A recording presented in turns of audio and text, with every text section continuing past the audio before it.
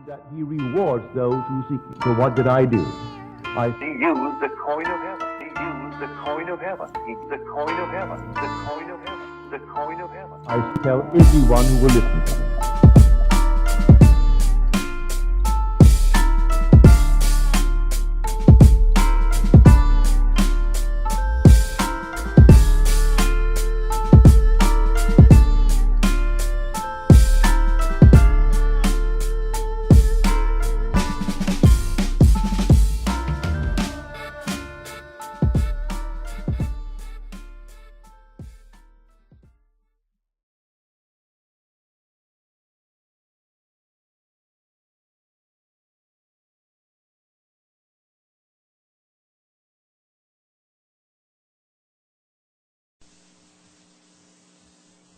When we read the Bible, we think it's an old book, describing things that happened unnumbered years ago. As I tell you, it's contemporary. We read about the flood, and we think, well, certainly that happened unnumbered. If it ever did happen, it happened unnumbered years ago. Well, this morning, as is my custom, I turned on the channel KFAC, that is a radio station. It plays through the day and night, 24 hours a day. Only lovely classical music. So you can read to that music. Only a few interruptions. On the hour you get a 5-minute bulletin and weather report. But between 9 and 10, it's always a lovely piano recital, as it were. The great masterpieces played by great artists. And so I can sit down with my Bible and read as I listen to the music. And the one interruption that came today was an ad from the Herald Examiner. And they were advertising this paper as the one paper in our city that gives the facts, only facts, not embellished. No frills, just plain facts, all facts. That's why we should buy that paper, because it's simply filled with facts. Well, facts have overflowed the world like the flood. Man actually is drowned with facts, victimized by facts. It is in the imagination that everything lives, and not in its actuality, not in the fact. Unless imagination penetrates the fact, the deluge remains a deluge. We are now in the deluge. This is the flood. A man is in jail, that's a fact. And he knows he's there for X number of years, that's a fact. And he simply waits and hopes that in some strange way that he will get some early release from this confinement. He never uses his imagination, save in some violent way to get out, but to penetrate the fact. When in March of 1943, by using my imagination to penetrate the fact that I too was in prison in the army, but I didn't want any part of it.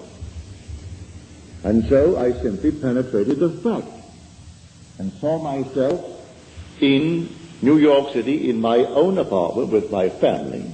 And in 9 days, I was out honorably discharged in my apartment in New York City. So I wrote a friend of mine who was in the army, he was my age. He was a Freudian, a professional psychoanalyst. But Freud was his background, that was his schooling. And when I wrote him in detail exactly what I had done, I didn't mince matters, I told him exactly what I did. How as I simply physically slept on my little bed in the barracks, I imagined I was simply elsewhere, and the elsewhere was a definite spot in space, in New York City, in my apartment.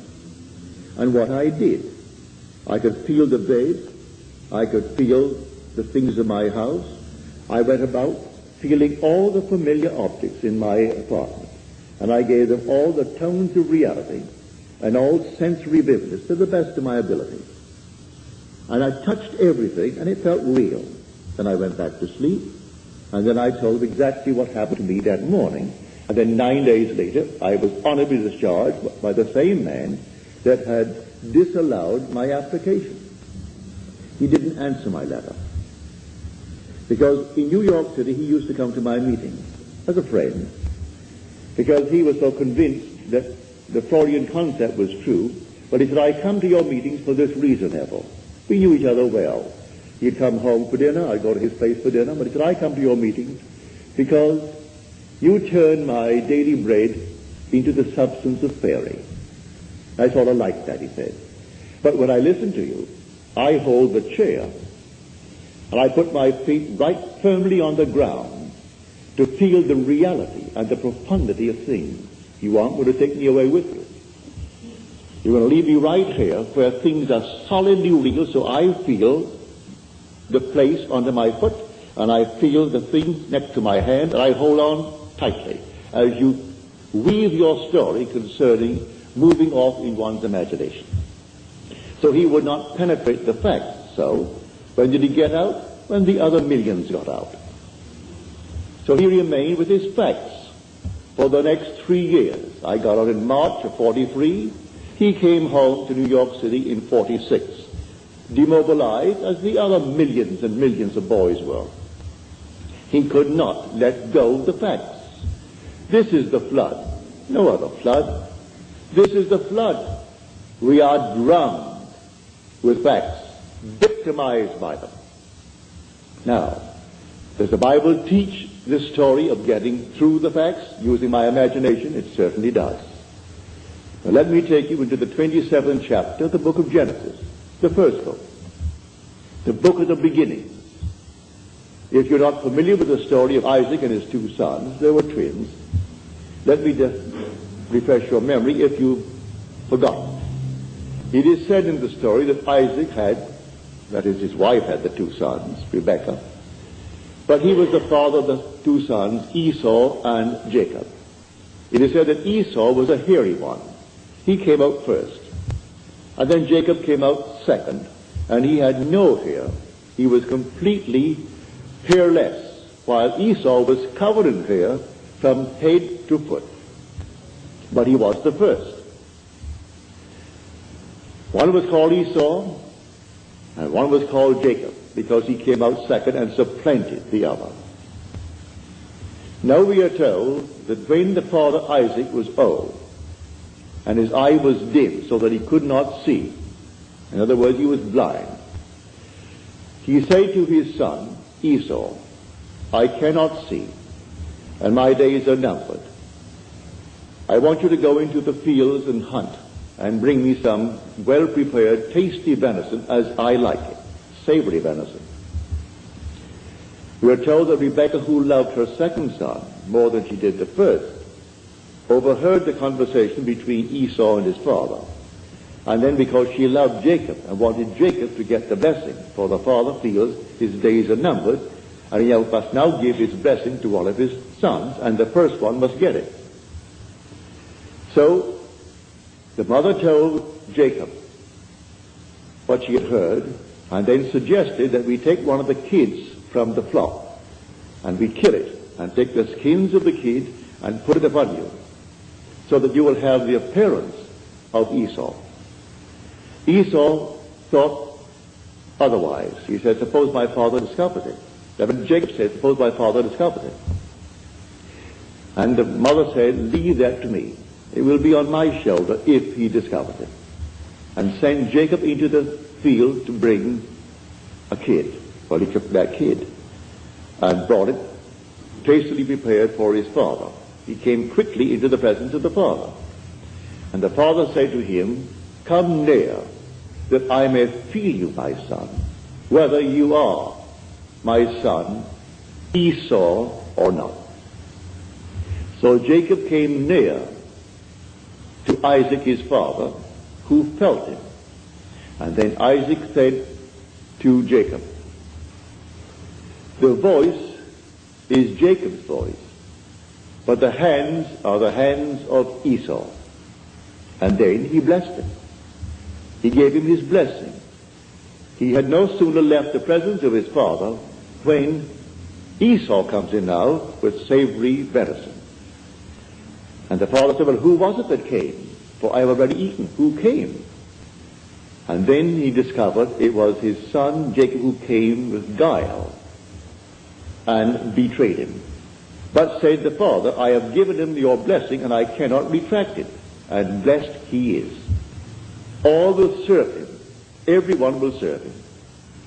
Because I gave you the blessing and I cannot take it back. Now on the surface, you will say, now what is the story trying to tell us? Well, in this same book, in an earlier passage, we are told about the ark. Build the ark with 3 decks, the lower, the second, and the third deck. Well, you think it's a huge big building. Well, you use your imagination. You can't conceive of any building that could house all the animals of the world in pairs, and all the so-called good ones will be in 7 pairs, and enough food to feed them for 40 days and 40 nights. Well, you just simply could not conceive of it. Nevertheless, that's the story.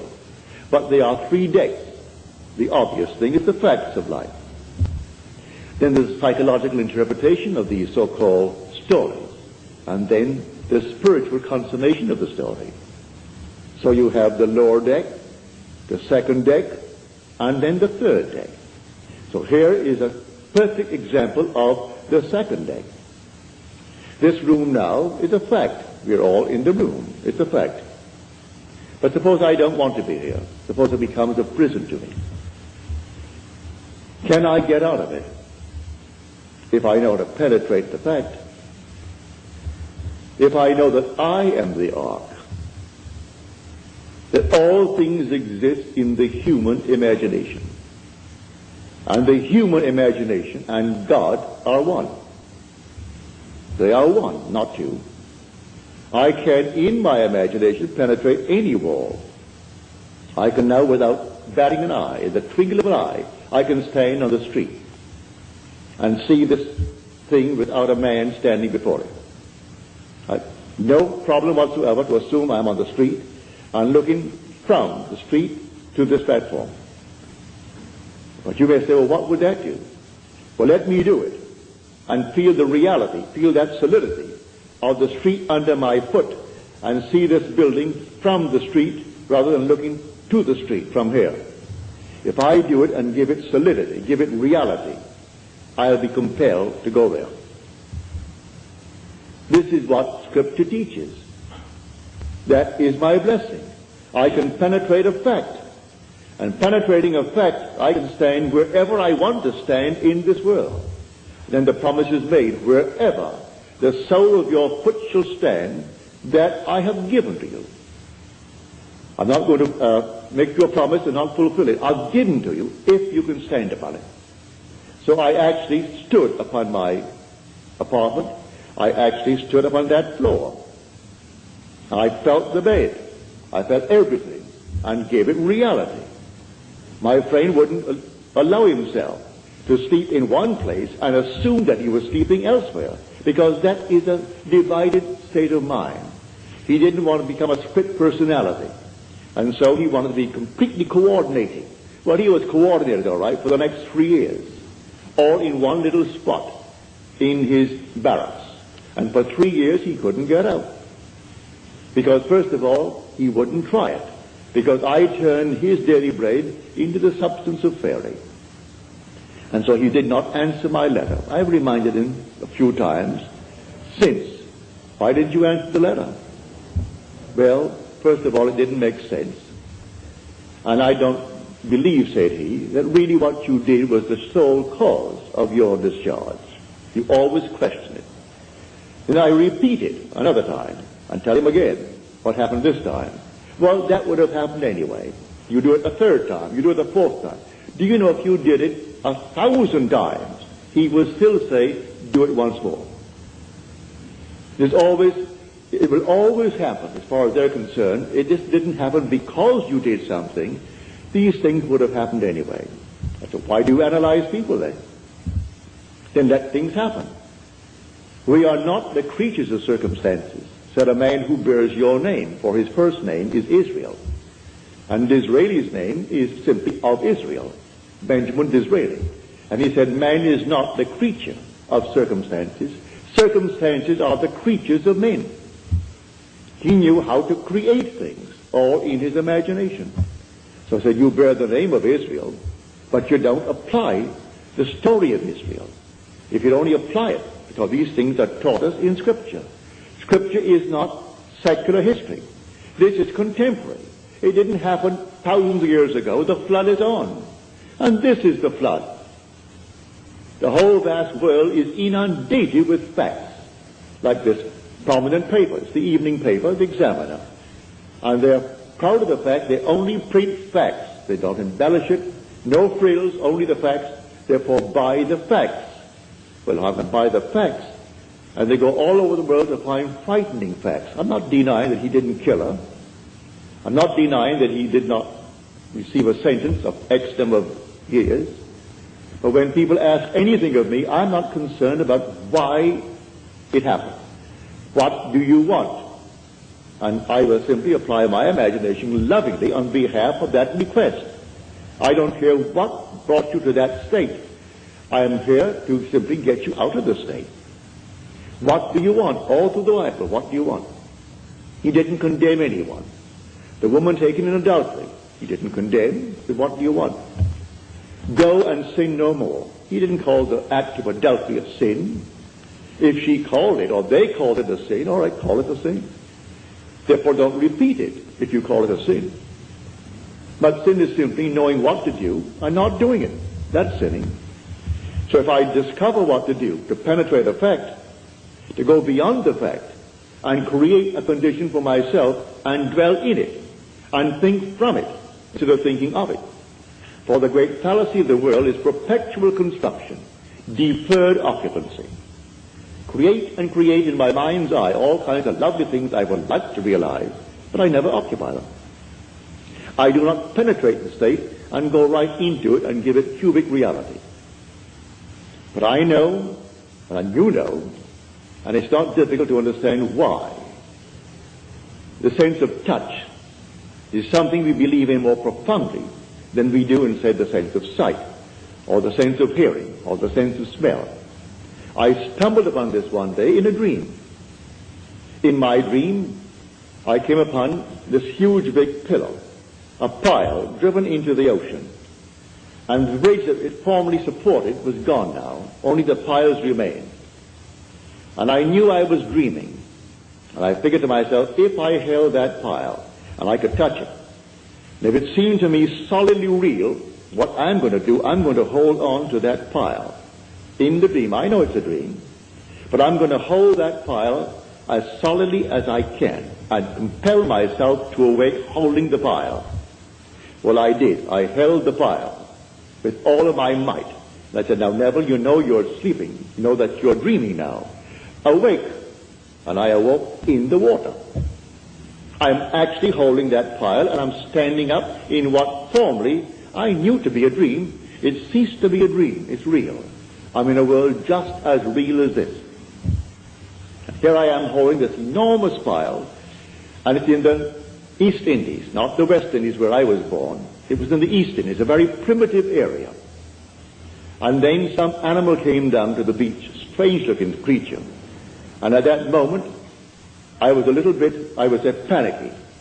And that moment of a shaking emotion, and I woke on my bed in New York City. But I discovered that secret of feeling. So he said, come close, come near, that I may feel you, my son. He heard the voice. He said, your voice is the voice of Jacob. Come near, let me see really if you are Esau. And he did it by feeling. And so, lying on my bed one night, right here in Beverly Hills, many years ago, it must have been 14 or 15 years ago, I suddenly became aware that I am seeing what I shouldn't see. I am looking into the most marvelous interior of a plush hotel. It seemed that way to me. And so consciousness followed vision, and I found myself in the room. But I knew I was on the bed, so I came back to the bed.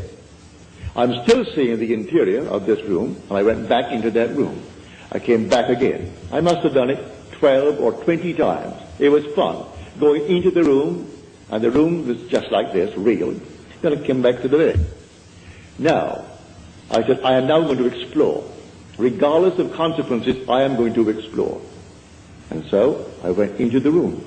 It seemed like a room 30 by 20 from the bed. When I entered it, with the decision to explore, the room closed upon me and became a third of itself. Say it became 10 by 7. And I found it was a dressing room for a huge big suite. Beautifully done, but it wasn't yet occupied. It was there to be occupied, but the room at the moment, that is the suite, was not occupied. And I thought, well, now I'll go through the door. I didn't go through like some gossamer. I opened the door with my hand and I walked right through that door. I was solidly real to myself. Then I walked down the corridor. And the corridor that I walked down was intersected by the main corridor. And all the lights were on. And two ladies were coming down that corridor, the main one. But I knew this thing began as a dream. So I knew, well, all ends run true to origins. Therefore, if the origin is the dream, this is the dream. So I say to the ladies, this is the dream. This whole vast world is a dream. And then they were afraid of me. Who wouldn't be afraid of a man that suddenly appears on a place in your, I would say, walking, and tells you this whole vast world is a dream? You would think he's nuts, he's insane. And so they thought I was insane, and they got just as far as they could from me, and walked right next to the wall, duck style, one behind the other, and looking at me very suspiciously. Then I saw this object hanging from space, and it reminded me of a similar object I had seen in a friend's home in North Hollywood. So I say to them, look, see this? And I held it, and to my surprise, it isn't gossamer. This is not an after image. This is not a memory image. This is real. The thing is solid. Well, I held it, and by this time they were way down. They took one great look as they looked back at me, and then darted into the main room. And here I am standing alone, holding on to this thing. I said to myself, Neville, you know this is a dream. The origin is a dream. The end is a dream. Come on, wake up. I closed my eyes to the obvious, and I held this thing here, and I couldn't. I opened my eyes again. I'm still standing there. But how am I going to get back to my room in Beverly Hills? I didn't know what. There was no place I could go to take me back there. But I remembered, feeling is the secret. I'm holding this here now, and it's real. It's solid. I'm solid. They saw me. They heard my voice. And I walked on, and every step was solidly real as walking on here now. So I imagined that my head was on a pillow. When I could feel a pillow under my head while I'm standing, I suddenly felt myself in a horizontal position. And my head is on a pillow. And then, all of a sudden, I could feel that pillow. But I was cataleptic. I couldn't open my eyes. I couldn't move a hand. Couldn't move a finger. And here I am, a living being in a dead body. So I said to myself, well, they'll find the body tomorrow morning, and they've got to cut it up because I'm insured for a little bit.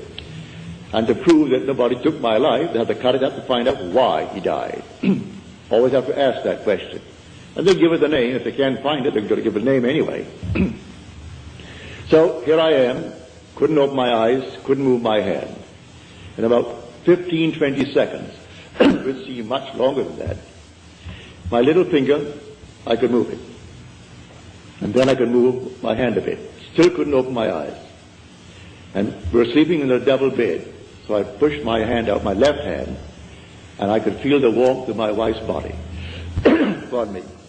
At that, I knew I was back on my bed. In another 15 or 20 seconds, I could, with great effort, open the lids of my eyes, and here came all the familiar objects on the walls, on the bureau, and everything returned to consciousness. Now, I stepped into a world just as real as this. I am telling you, there are worlds within worlds within worlds, and they're all here right now.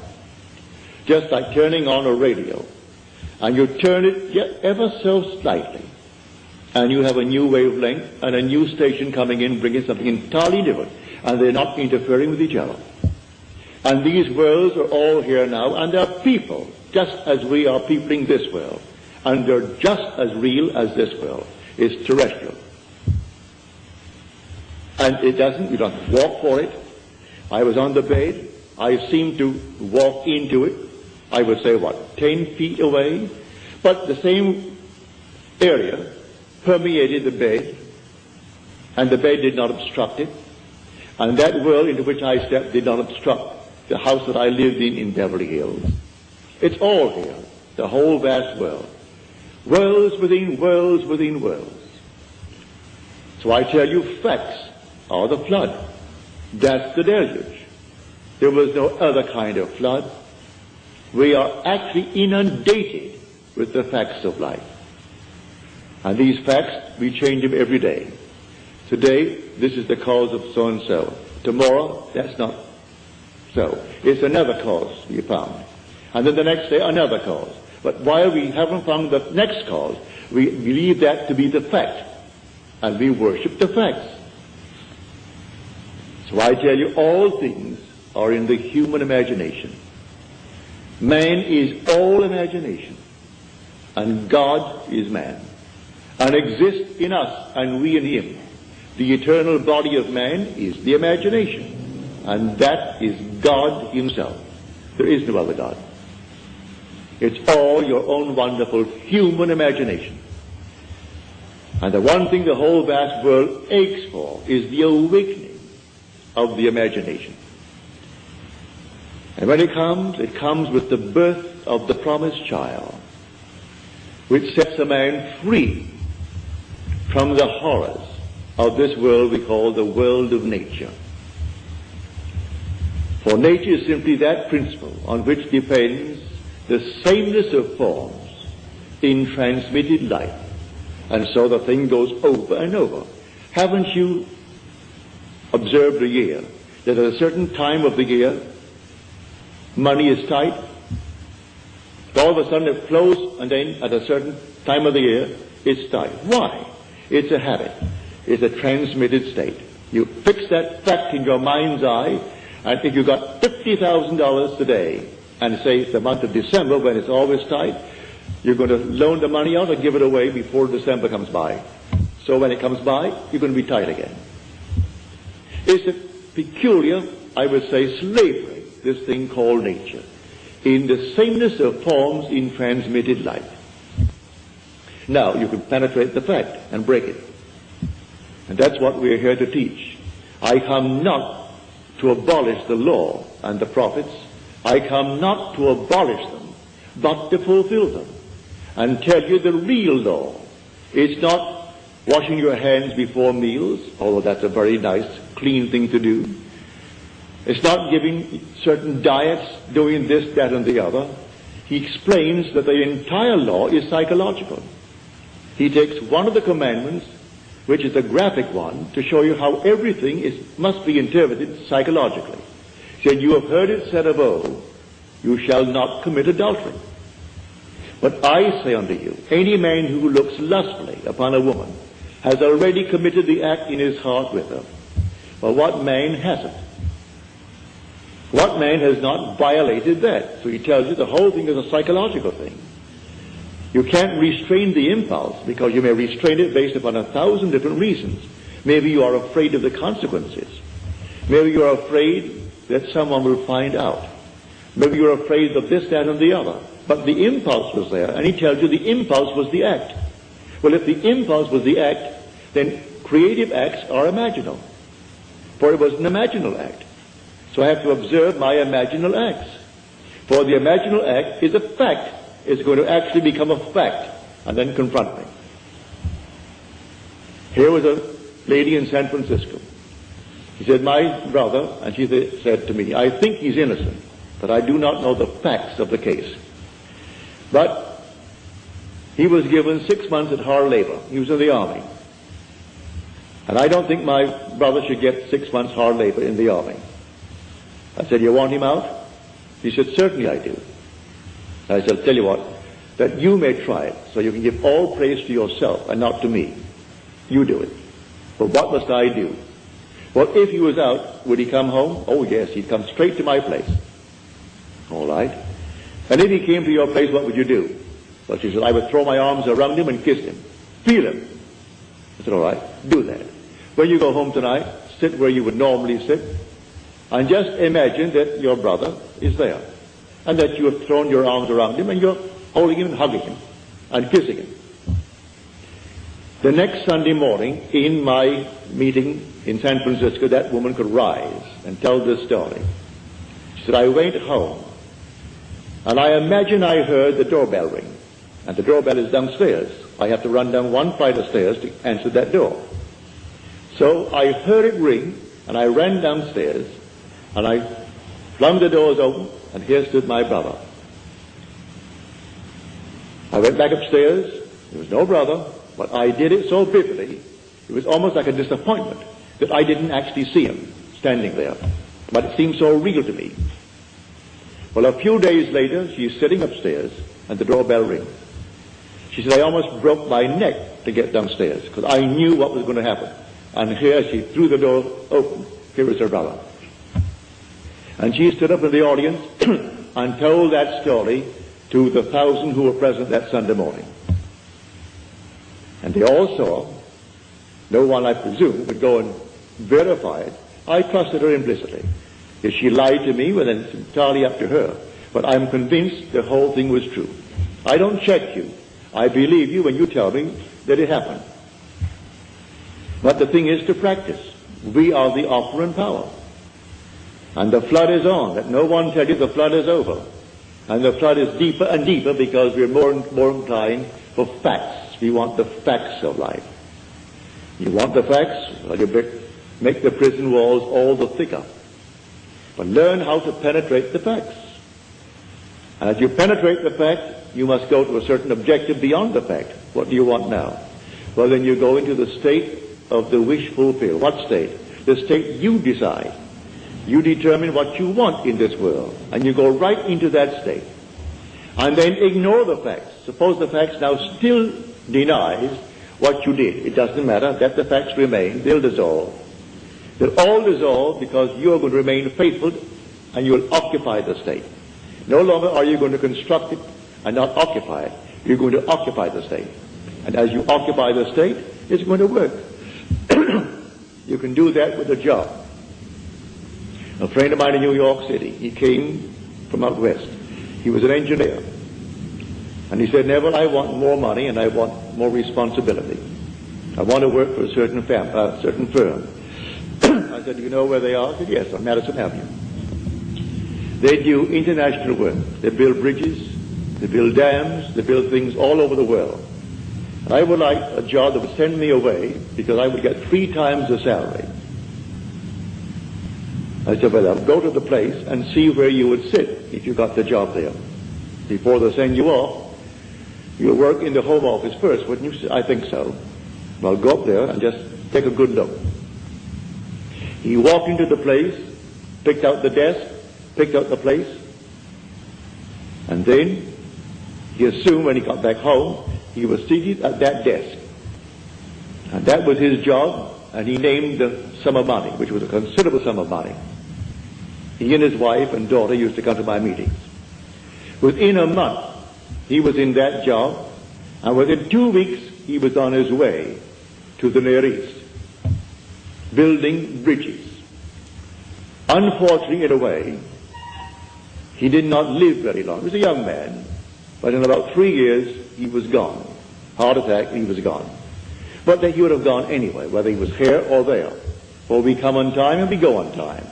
But at least before he departed this world, he found the principle, which he will carry with him into the next world. For there is no death. He is restored to life in a world just like this, clothed in a body just like his, only young. Young as he was then, he'll be younger. But he has at least the memory of what he did to get what he wanted, and it worked. And so now he goes with the principle in his mind's eye. So when you tell me that your dreams, and that you in your dreams are applying this principle, like the lady tonight, she is here, told me her dream. I asked her to write it out for me. But right in the dream, she's actually discussing with others this principle of imagining and how you imagine a certain state and you produce it into this world. And that there's nothing in this world that dies. All things are restored to life. And she's carrying on this conversation in her dream. Well, to me, that's most flattering and very thrilling. When you can carry it beyond into what the world will tell you is a state where you're not in control of vision, that you are simply the slave of vision rather than its master. You don't direct it, you simply follow it. Well, she didn't follow it, she directed vision. And when you get to the point that you can direct in what they call a state called dream, where you are not supposed to be in control, you're simply the victim of your vision. But she is not the victim of her vision, she actually controls the vision. And so the day will come, it's inevitable. We all take off the garment. But I tell you that you're going to find yourself completely restored, instantly. Not waiting for anything, instantly restored. In a terrestrial world, with problems that you have here, but you'll know how to solve them. You will solve the problems because you know the principle. So the flood is on. The whole Bible from beginning to end is contemporary. Jesus is not something that died. He is something that lives within man. He is dwelling in man. God himself came and comes into human history in the person of Jesus, in you, in me, in everyone in the world. And the day will come, you'll know it. And you are the Lord Jesus. But asleep to what you are. The day will come, you'll be completely awake to the fact that you are the Father. And then you'll know. I've been asked, why do you express it all the time? It's important, it's so important about the Father. It's the most important part of Scripture. The most important part of Scripture. Well, I can have all the power in the world and yet not know I'm God. I can have a sense of awareness where there is not a thing in the world but myself and yet not feel that I am God. But when the Father comes, and I know that I am the Father of that one and only Son of His, that I know I'm God. There's no other way to know it. If I had power that I could destroy the universe, I still wouldn't know I'm God. And if I was completely aware, as I was in 1926, when I, reading a book, it fell upon my chest. It must have been not more than 10 o'clock. I woke next morning, it's 9. And I had not turned from left to right in the entire interval, because the book was still on my chest and the light was still on my bed. And usually in the course of a night, a man turns often from side to side. How often I do not know, but we all do. No one goes to bed on his back and remains there for 9 unbroken, or in this case, almost 11 unbroken hours. So I went right down into a deep, deep sleep in a trance. And in that state, I became infinite light. There was nothing but light. And I was it. There was no circumference. I was the center of it all. No light outside of this light that I am. No sun, no moon, no stars, but nothing outside of the being that I am. I was infinite pulsing light. But still, I did not bring back the feeling of being God. Yet, evaded me. But when you see His Son, and that Son calls you Father, and you know, well then there is no doubt in your mind as to who you are. So I say it's the most important part of Scripture. And yet it's the one thing that people will question me on. Why do you emphasize it? Why do you repeat it over and over? Because the one thing in the world that you will one day experience which will convince you that you are God. Nothing in the world will convince you outside of that. But in the meanwhile, we can penetrate the facts. The man imprisoned need not be behind bars. We are imprisoned by the things that we do. All right, we can break them. Break anything in this world. A man can be imprisoned by gluttony. He can break it if he knows what he wants. Maybe he doesn't really want to give it up. If he wants to give it up, let him create within his mind's eye a scene, a simple scene that if he had given it up, a friend or some relative would know. And he doesn't brag about it. They simply know. And it's a normal discussion that he has no longing for it anymore. He has no desire for it. Didn't take any drugs for it. Didn't do anything to beat it. It just simply, it wasn't there. Like certain taste that we have in this world, all of a sudden, you've had it, you've saturated yourself with it, and you don't want it anymore. All things are acquired. Today I like, for instance, a thing called an oyster. Love them, especially those lovely Eastern oysters. But the first time I had an oyster, I thought I'd die. I was a small boy, I must have been about 9 or 10. And I went down to, it was then called the Virgin Islands, owned by Denmark. They're now our islands, St. Thomas, St. John, and St. Croix. And my mother said to me, now Neville, you know, you're going to a strange place and they speak Danska. You don't understand the language, but you'll get by. But you're going to a boarding house, and there'll be maybe 20 or 25 boarding. You'll all sit at one big table together. Now you're a boy, and you do not know their habits, so watch what the lady does. And whatever she does, you do it. And I sat down at the table, and then here was this plate of oysters. I'd never seen an oyster in my life before.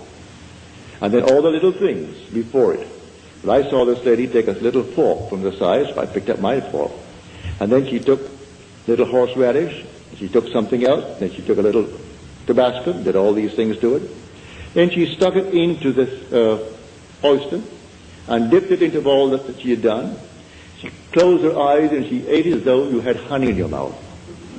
I expected the same thing, so I did the same thing. And when I got that thing in my mouth, Lord, it wouldn't go down. I couldn't bring it up. I'm not supposed to bring it up. Mother told me that. And so it stopped. But the funny part about it, I not only had that one, I looked up to find there were 5 others. And they had to go down. Well, that was my introduction to oysters. But now today I love them. I acquired the taste of oysters. The first time I had a drink, well, I can't tell anyone that it was something like honey to me. But I acquired the taste, and today I thoroughly enjoy a drink. I try not to go beyond a certain point, because I want to keep my faculty alive. But I enjoy a drink. I've tried and tried and tried to acquire a taste for smoking, and I can't. Therefore I gave that up when I tried it for about 6 months. I couldn't do it. I was then only 21 or 22, and I couldn't seem to enjoy a cigarette or a cigar or anything. It made me sick. So I gave it up. Never acquired it. But all the other things we have acquired. If you don't come into the world with these tastes, you acquire these tastes. You can acquire the taste of living in comfort. You can acquire the taste of living as a gentleman, as a lady. Acquire the taste. You want to actually live like a lady, live like a gentleman, with no pressure to pay the rent, no pressure to do these things. All right. Assume that you are that lady, you are that gentleman. Penetrate the facts. The facts tell you that you're not. You don't have it. Penetrate the facts and live in the state as though you had it. And may I tell you from experience, you'll have it. You will actually have it. Don't ask me how. The ways and means are contained within the state that you enter. So you enter a state, and it contains all that is necessary to externalize that state. So pick out your state, a lovely state, and go right into that state and dwell in it. I call that occupying the state and thinking from it instead of thinking of it. Just as you now think from your present state with all the facts around you to anchor you into it, get into another state, all in your imagination, and the facts will appear to anchor you into that state. And the day you tire of it, you can get out of it and go into another state. You know, when you move into a new home or move into a new city, you have to actually adjust yourself to it. Well, you are the pilgrim passing through unnumbered states. The states remain, but you, the pilgrim, pass through them. Like a traveler passing through a city.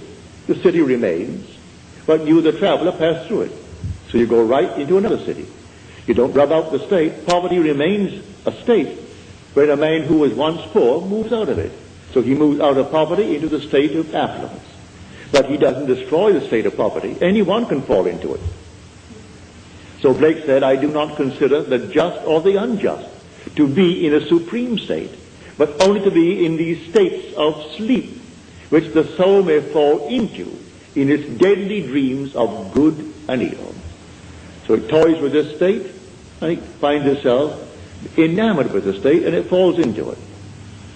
He's not supreme because he's wealthy, and the other one is not ignored because he's poor. It's a state. Don't condemn the occupant of the state. The state is the thing, but the occupant is God. For the occupant in a state called poverty, he's saying, I am, before there's a poor. He doesn't say I am poor, meaning he's different as far as I am goes from the one who says I am rich. The same I amness that occupies the state of poverty is occupying the state of wealth. And so you can go into any state, and being in the state is God. And you wear these states as you wear clothes. But you must be consistent and actually believe it. First of all, as you're told in that 6th chapter of John, we believed and have come to know that thou art the Holy One of God. First, faith that ventures on a possibility. And then something more sure than faith, something steadier than faith, personal experience. You venture. That's faith. I will actually believe you now.